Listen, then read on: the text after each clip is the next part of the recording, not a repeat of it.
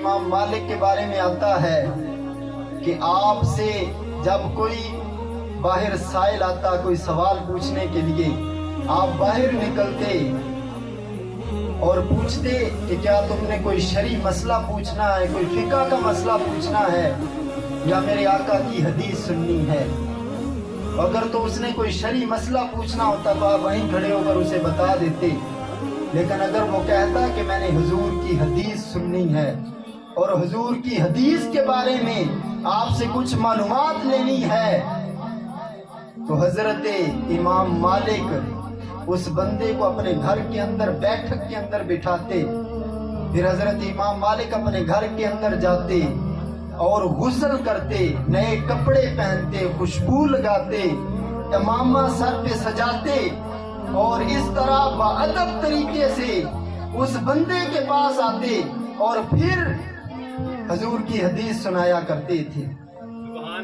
حضور کی حدیث کا اتنا ادب کیا کرتے، تو سوچیں جو بندہ حضور کی حدیث کا اتنا ادب کرتا ہے وہ حضور کا کتنا ادب کرتا ہوگا۔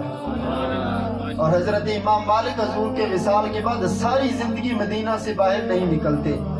کسی نے پوچھا کیوں نہیں جاتے باہر؟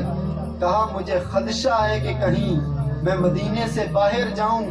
اور مدینے سے باہر میری موت واقع ہو جائے اور حضور کے مدینے سے میں محروم رہ جاؤں۔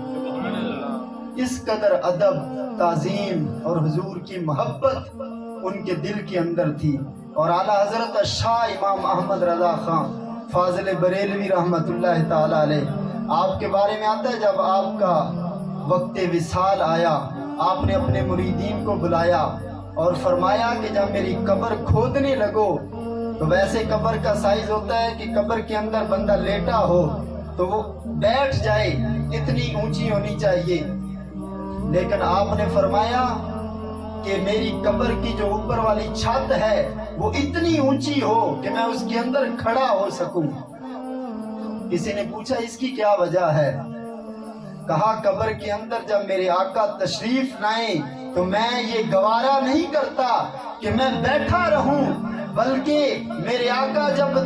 مجھے اپنا چہرہ بددعا دکھائیں تو میں فوراً اٹھ کر کھڑا ہو جاؤں اور ہاتھ باندھ کر حضور کی بارگاہ میں کھڑا ہو جاؤں، کہیں حضور کی بے ادبی نہ ہو جائے۔ تو حضرات محترم اس قدر ادب کیا کرتے حضور علیہ الصلوۃ والسلام کے صحابہ کرام۔ اور جب یہ آیت کریمہ نازل ہوئی نا تو اس وقت صحابہ کرام حضور کی بارگاہ کے اندر بیٹھتے، مجلس کے اندر بیٹھتے، تو حدیث مبارکہ کے اندر آتا ہے اس طرح بالکل اس طرح گم ہو کے بیٹھے ہوتے، ایسے لگتا جیسے ان کے سروں پر پرندے بیٹھے ہوئے ہیں کہ اگر تھوڑا سا بھی ہلے تو سر سے پرندہ اڑ جائے گا۔ اس طرح ادب کے ساتھ بیٹھتے، اور حضرت سیدنا صدیق اکبر اور عمر فاروق جیسی شخصیات